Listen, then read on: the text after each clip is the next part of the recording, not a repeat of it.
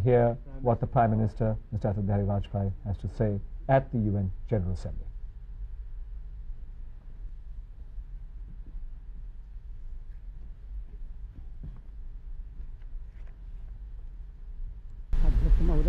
Mr. President, I congratulate you on your election as President of the 57th General Assembly.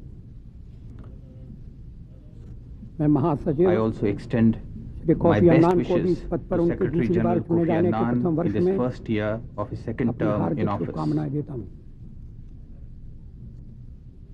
Mr. President, 2 days ago we commemorated the first anniversary of a terrible event which focused the collective global consciousness. विश्व में एक सामूहिक चेतना जगा दी। आतंकवाद 11 सितंबर को ही शुरू नहीं हुआ था। उस दिन तो उसने विश्व स्तर पर अपने अस्तित्व का डंका बजाया था। उसने ये साबित कर दिया कि उसके लिए दूरी और ताकत कोई मायने नहीं रखती।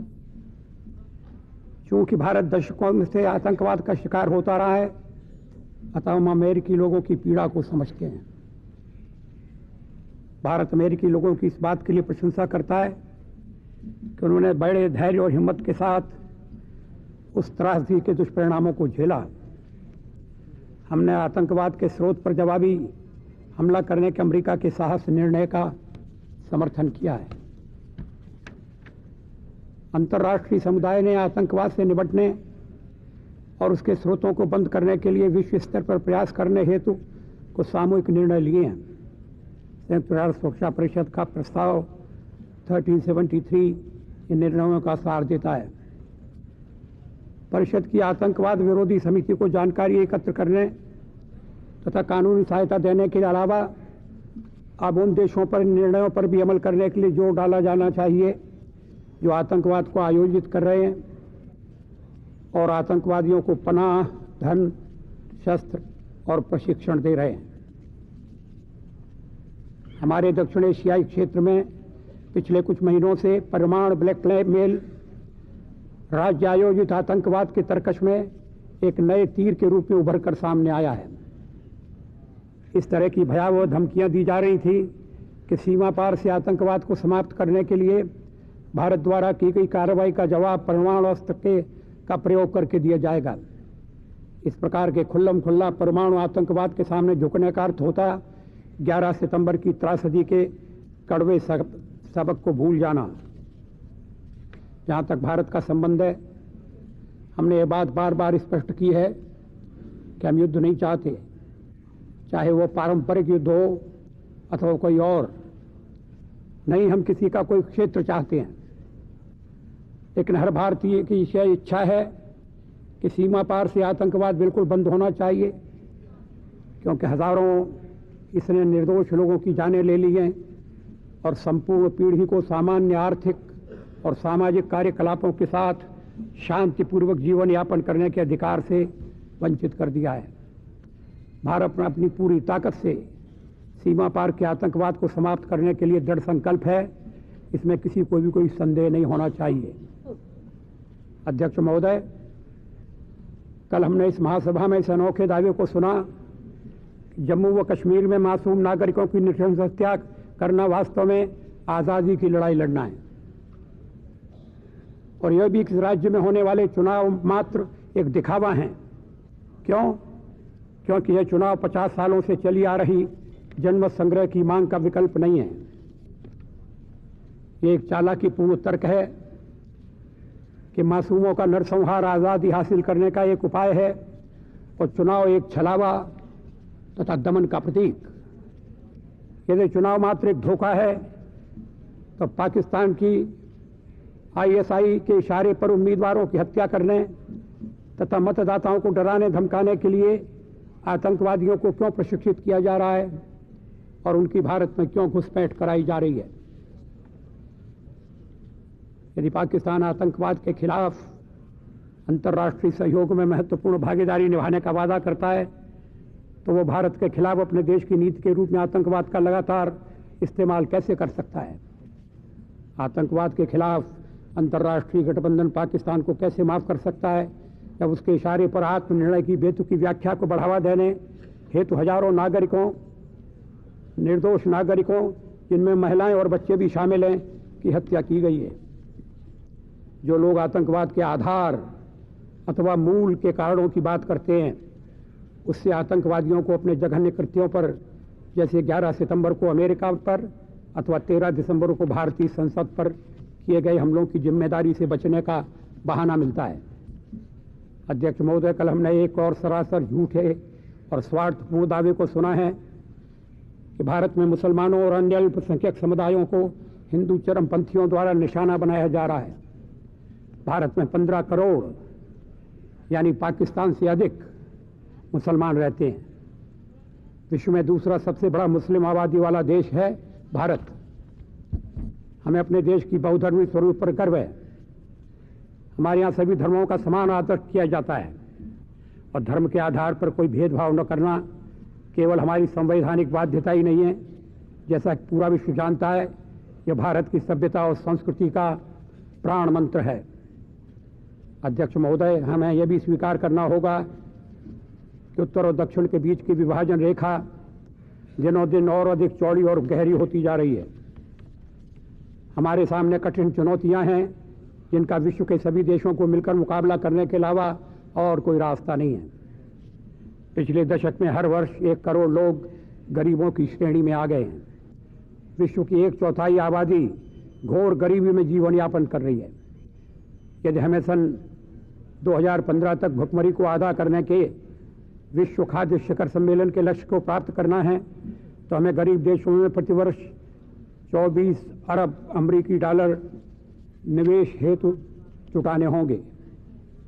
लगातार व्यापक गरीबी, वह भी ऐसे समय में जब अकूत संपत्ति समाज के एक छोटे से वर्ग में सिमट कर रह गई है, बिल्कुल ही स्वीकार नहीं है। 21वीं सदी में हमारे पास वे सभी साधन मौजूद हैं जिनसे बीती सदियों की इस दुखद कटौती का अंत किया जा सकता है।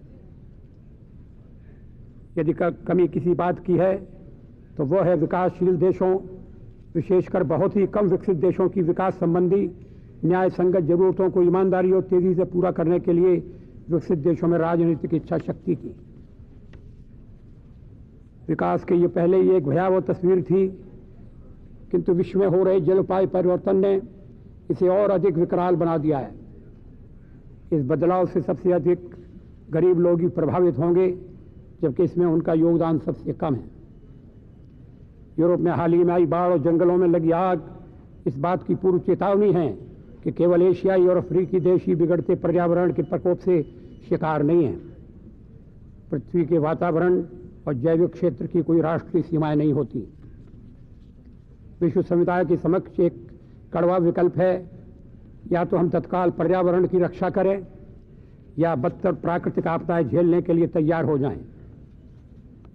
इस महीने के शुरू में सतत विकास पर जोहान्सबर्ग में आयोजित शिखर सम्मेलन में गरीबी, व्यापार, पर्यावरण के साथ साथ राष्ट्रीय, अंतर्राष्ट्रीय एवं कॉर्पोरेट शासन और विश्व स्तर पर वित्त उपलब्धता के बीच जो संबंध है उस पर चर्चा हुई थी। इस शिखर सम्मेलन में कुछ उत्साहजनक परिणाम उभर कर सामने आए, लेकिन ये हमारे समय की मांगों के हिसाब से काफ़ी कम है। मनुष्य के विकास की जरूरतों को टुकड़ों में नहीं अपितु उसकी समग्रता में समझना और उनकी पूर्ति करना अत्यावश्यक बन गया है। ये खेद की बात है कि मानवीय विकास के राजमार्ग बेतरतीब भौतिकवाद और उपभोक्तावाद के कारण अवरुद्ध हो गए हैं। अधिकांश राजनीतिक, आर्थिक और सामाजिक कार्यकलापों में मानवीय मूल्य मूक दर्शक बनकर ही रह जाते हैं।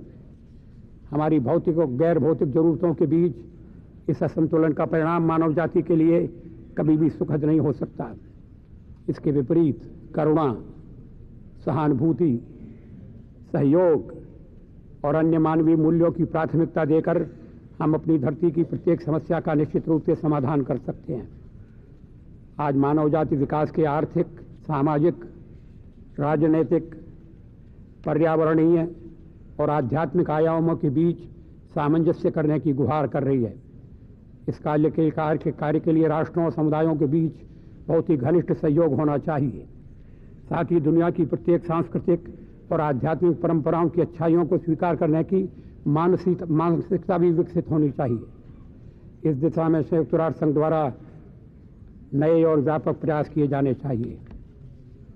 अध्यक्ष महोदय, लगभग 1 वर्ष पहले इसी महासभा में और उससे 1 वर्ष पूर्व अमेरिकी कांग्रेस में मैंने भारत की ओर से विश्व स्तर पर एक व्यापक विकास संवाद कराने का प्रस्ताव रखा था। मैं आज फिर उसी प्रस्ताव को दोहरा रहा हूँ। यदि हमें विकास के लक्ष्यों को हासिल करना है, जैसा कि हमने स्वयं सन 2015 तक इन्हें प्राप्त करने का वादा किया है, तो हमें ऐसा संवाद तत्काल कराना चाहिए। अध्यक्ष महोदय, आज हम एक बार फिर ऐसे समय पर संयुक्त राष्ट्र संघ के इस मंच पर एकत्र हुए हैं जब हमारे सामने अनेक नई और विविध चुनौतियां हैं। इसलिए हमें संयुक्त राष्ट्र के चार्टर, इसके उद्देश्यों और सिद्धांतों के प्रति अपनी सामूहिक वचनबद्धता दर्शानी होगी। विशेष रूप से कमजोर और गरीब देशों में ये धारणा पनप रही है कि दूरगामी प्रभाव वाले मुद्दों पर प्राय मनमानी पूर्ण अथवा अंतर्विरोधी प्रतिक्रियाएं व्यक्त की जाती हैं। हम सभी देशों का भविष्य दांव पर लगा हुआ है।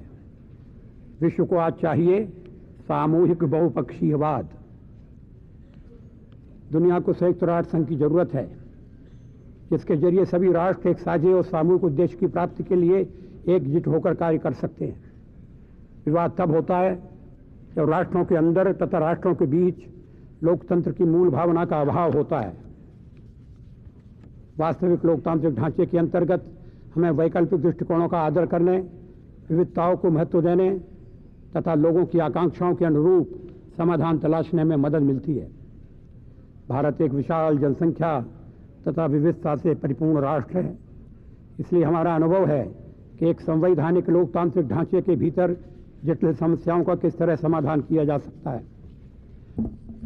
विश्व के सभी देशों में इन मूल्यों की भली भांति स्थापना करने की जरूरत है, ताकि कम से कम हमारी भावी पीढ़ी को गरीबी, असहिष्णुता, रूढ़िवाद तथा मजहबी चरमपंथ से छुटकारा मिल सके। लोकतांत्रिक देश हिंसा अथवा सैन्यवादी लालसा पर आधारित विचारधाराओं से कम प्रभावित होते हैं, क्योंकि उनकी उंगलियां हमेशा बंदूक के ट्रिगर पर नहीं रहती हैं। हमें विश्व भर में लोकतंत्र के लिए खतरा उत्पन्न करने वाली उन ताकतों से सजग रहना चाहिए जो उसका विरोध करती हैं, चाहे वे रूढ़वादी राजनीतिक धर्मिता हो या कट्टरवादी मजहबी विचारधाराएं। अध्यक्ष महोदय, हम सभी लोग इन चुनौतियों से परिचित हैं। हम में से अधिकांश लोग इस बात से सहमत हैं कि स्थायी विश्व व्यवस्था शांति, सुरक्षा, सतत विकास तथा लोकतंत्र के 4 मजबूत स्तंभों पर ही टिक सकती है। हमें सुनिश्चित करना है कि इनमें से प्रत्येक स्तंभ मजबूत तथा टिकाऊ बना रहे। हम अपने सामूहिक जिम्मेदारी के प्रति सजग हैं, लेकिन इस सैद्धांतिक समझ को वास्तविक व्यवहार में लाने में अक्सर असफल रहे हैं। हमें दोबारा असफल नहीं होना चाहिए। हमारी भावी पीढ़ियां इसके लिए हमें कभी माफ नहीं करेंगी। धन्यवाद।